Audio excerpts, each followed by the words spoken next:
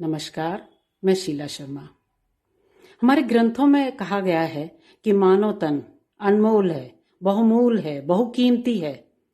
तो क्यों ना अपने इस जीवन के लिए, अगले जन्म के लिए थोड़ा बहुत दान पुण्य करके सुकर्मों की गागर भरें। ऐसी विचारधारा हमारे अंदर इतनी रची बसी है कि हम बिना सोचे समझे लापरवाही से जहां तहां किसी भी जगह किसी भी प्रकार का दान पुण्य करने से नहीं चूकते। अभी हाल ही में दीपावली के अगले दिन सूर्य ग्रहण दान पुण्य का ही दिन था। रात्रि स्वप्नों में मैंने ऐसा देखा, कुछ इतना अजीबोगरीब देखा कि सोचने पर मजबूर हो गई। लगा आपसे साझा करूं कि जीवन में सतर्कता और सजगता कितनी जरूरी है। देखती हूं कि यमराज का दरबार लगा हुआ है, जिसमें नीना और रीमा, दो सहेली पड़ोसन, हाथ जोड़े खड़ी हैं।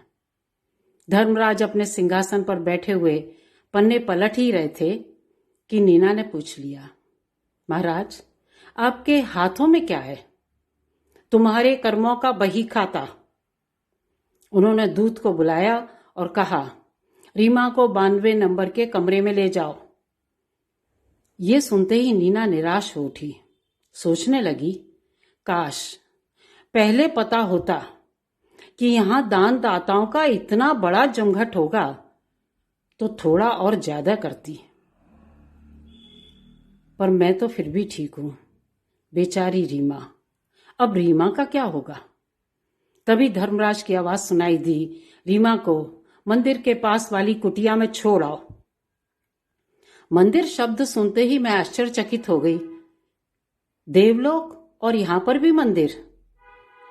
पर उससे भी बड़ा अजूबा यह था कि वहां एक बहुत बड़ी स्क्रीन थी जिस पर नीना के मन के विचार और नीना साफ साफ दिखाई और सुनाई दे रहे थे।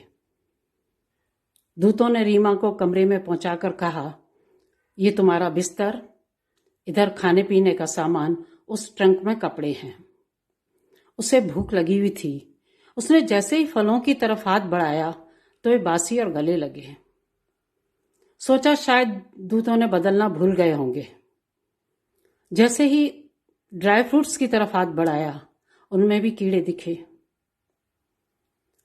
चाय भी काली, पतली, फीकी। हड़बड़ाकर उसने ट्रंक खोला तो उसमें भी सस्ते चमकीले साड़ियां, शॉल, स्वेटर, ऐसे कपड़े देखे जो उसने अपने जीवन में कभी पहने ही नहीं थे। हार थक कर वो बिस्तर पर बैठने लगी तो उछल पड़ी। गद्दा गुठलीदार, रद्दड़ कपड़े का, पतला सा था।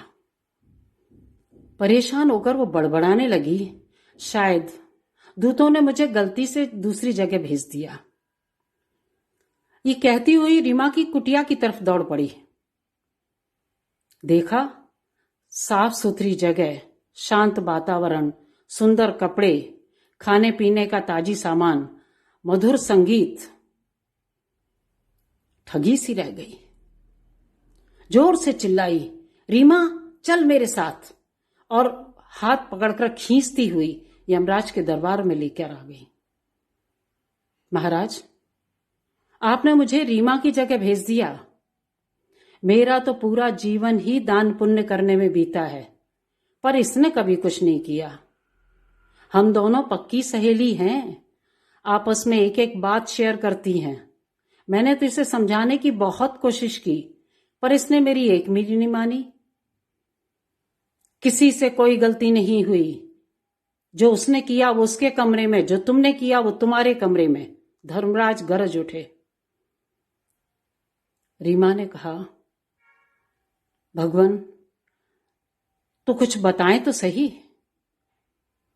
तो बोले, तुमने ये सोचकर दान दिया कि मंदिर और लोगों को ही देना है। बासी फल, सस्ते कपड़े, खराब से खराब वस्तुएं खरीदी।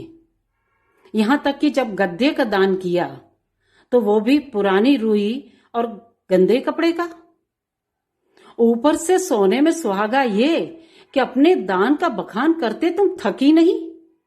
वहीं दूसरी तरफ रीना में जो भी किया, कम किया, पर ऐसा किया जो लोगों के काम आया।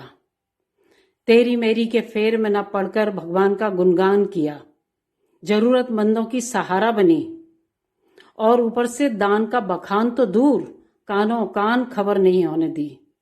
अब तुम ही बताओ, गलती किससे हुई, तुमसे या मुझसे? तो सुनो सजन, जीवन में ईश्वर देख रहा है, बस यही मत कहो, इतना काफी नहीं है। सोच समझकर अपने व्यवहार में, चाहे वो लेन देन हो, चाहे वो दान दक्षिणा हो, प्रीति का व्यवहार हो, ईश्वर से लगाव हो, झूठ और आडंबर का सहारा मत लो। क्योंकि इस दुनिया में जो बोया है वो तो काटना ही पड़ेगा, यहां नहीं तो वहां। धन्यवाद।